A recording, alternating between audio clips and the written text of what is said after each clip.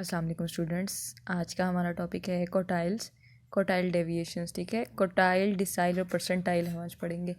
अच्छा, आप लोगों ने कल मीडियन किया था। ठीक है, जो मीडियन था वो आपके पास किसी भी चीज़ को 2 पार्ट्स में डिवाइड करने के लिए जो होता है वो मीडियन होता है। ठीक है, कोटाइल आपको जो है वो 4 पार्ट्स में डिवाइड करने के लिए यूज़ होता है।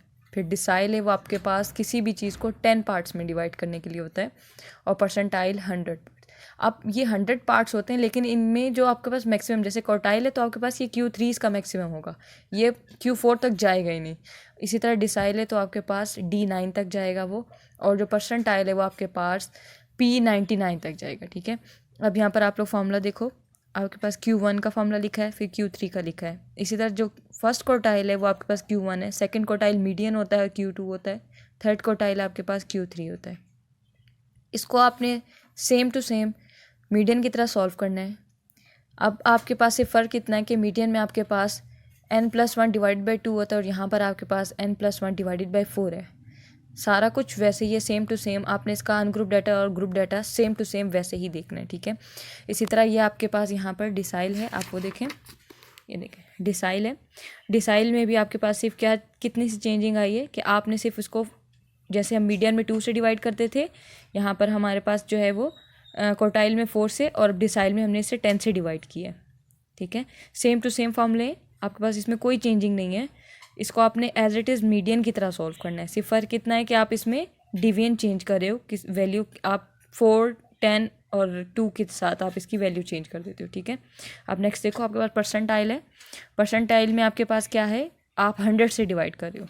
सारी वैल्यूज़, सब कुछ फार्मूला सब कुछ वही है, सिर्फ फ़र्क कितना आ रहा है कि आप 100 से डिवाइड करो। इसी तरह आप देखें, जो मीडियन में आपका फार्मूला था उसमें क्या होता था कि हम सिंपल क्या करते थे अपनी मीडियन के जो फार्मूले में, हम मीडियन का जो फार्मूला होता था हम उसमें करते थे L+H/F n divided by 2 minus C। अब ये मीडियन होने की वजह से यहाँ पर आपके पास ये 2 आता था। तो जब भी ये हमारे पास ये मीडियन था, मीडियन हमेशा 2 पार्ट्स के लिए होता है, तो ये आ गया आपके पास 2। क्वार्टाइल था, यहाँ पर आ जाता है 4। फिर अगर आपके पास ये डिसाइल आ जाता है, तो जैसे यहाँ पर लिखा है तो आपके पास आ जाता है 10।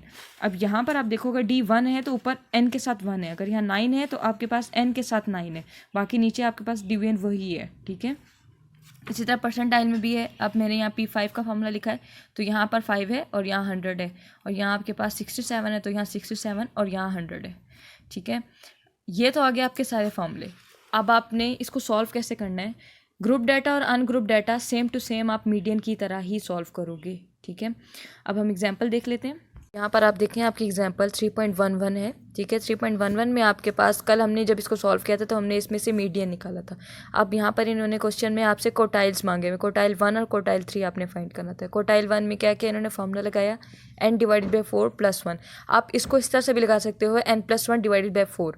ये दोनों आप यूज़ कर सकते हो, दोनों से कैलकुलेशन एक ही आती है आपकी। ठीक है, तो अब इसी तरह इन्होंने यहाँ पर ये किया, n डिवाइडेड बाई 4 + 1 किया, तो आपके पास यहाँ से Q1 आ गया। ये आपके पास एक अनग्रुप डाटा है, तो इसका आंसर इस तरह से आया। ठीक है, अब नेक्स्ट हम इसमें जो है इसका ग्रुप डाटा का जो क्वेश्चन है वो देखते हैं। ठीक है, यहाँ पर जब आपने, ये ग्रुप डाटा का क्वेश्चन है, यहाँ पर जब आपने फाइंड किया ना क्वार्टाइल, तो क्या करेंगे हम, सबसे पहले यहाँ आपकी एग्जाम्पल आगे सॉल्व हुई है वहाँ से देखते हैं।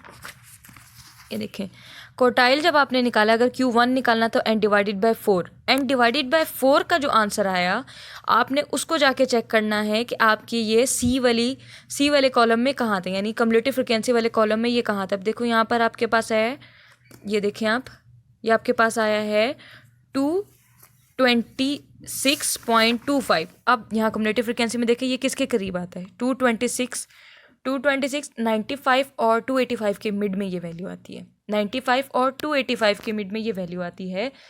अब इसके हिसाब से आपके पास जो ये वाली वैल्यू होगी ये क्वार्टाइल क्लास आ जाएगी, और सी आपके पास ये इससे ऊपर वाला आ जाएगा फॉर क्वार्टाइल क्लास। ठीक है, अब यहाँ से आपने इस तरह से निकाला। इसी तरह जब आप Q3 निकालोगे तो आप क्या करोगे, 3n डिवाइडेड बाई 4, उसके बाद आप अपना आंसर देखोगे आपके पास क्या है। ठीक है, यहाँ से देखो, आपने वहाँ से, मैंने आपको पीछे बता दिया ना कि आपके पास ये इसका आंसर आया, तो उसके हिसाब से आपने देखा सी कौन सा होगा। सी आपका 95 आ रहा है, और जो मीडियन क्लास है वो आप कितने, उसकी लोअर लिमिट, उसकी फ्रिक्वेंसी, सब कुछ यूज़ करके अपना आंसर निकालिए। अब इसी तरह Q3 जब आप निकालोगे, Q3 में आप क्या करोगे, 3n डिवाइडेड बाई 4। ठीक है, 3 मल्टीप्लाई करोगे अपने n के साथ, 4 से डिवाइड, उसके बाद आपके पास देखो ये आंसर है। ये आपके पास क्या आया 678.75। अब जाके अपने क्युमुलेटिव फ्रीक्वेंसी वाले में देखो, ये आपके पास क्या है, आपने फाइंड करनी वो Q3 है। Q3 के लिए सबसे पहले आप क्या निकालोगे, 3n divided by 4। 3n divided by 4 करोगे, देखो आपके पास आंसर आया 678.75। फिर अब अपने क्युमुलेटिव फ्रीक्वेंसी वाले पार्ट में जाओगे, देखो ये आपके पास कहाँ लाई कर है। अब आप ये देखें, ये लाई कर है 589 और 800 के दरमियान।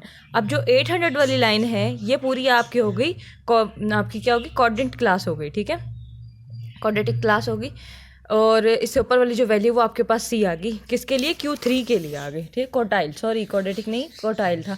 और नेक्स्ट अब आपके पास क्या है, D8 है। D8 के लिए आप क्या करोगे, 8n डिवाइडेड बाई 10। इसको अब इसका आंसर है 724। इसी तरह इसको जाके क्युमुलेटिव फ्रीक्वेंसी में चेक करोगे, जो क्युमुलेटिव फ्रीक्वेंसी की जिन दो वैल्यूज़ के बीच में ये लाई करेगा, उससे ऊपर वाला C और नीचे वाला जो है वो आपके पास पूरी क्या होगी, डिसाइल क्लास आ जाएगी, ठीक है। अब इसी तरह आपने सारे क्वेश्चन सॉल्व करने हैं।